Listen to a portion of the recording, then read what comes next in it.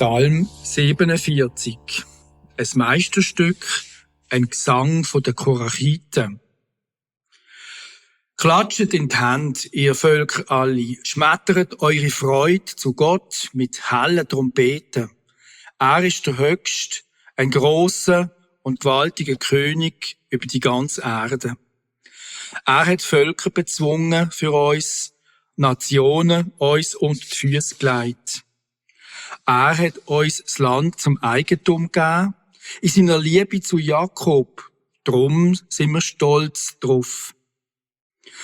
Und dann ist er hoch in den Himmel zurück, unter dem Klang von Posaunen und regiert uns von dort aus. Jetzt singet und spielt für ihn, unserer Gott, singet und spielt unserem König.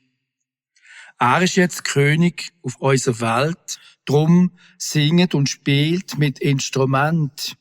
Er hat die Regierungsgewalt übernommen über Nationen und Völker.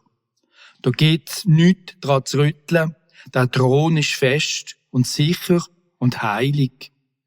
Drum sammeln sich alle Völker um den zum Empfang von ihm und seinem Volk.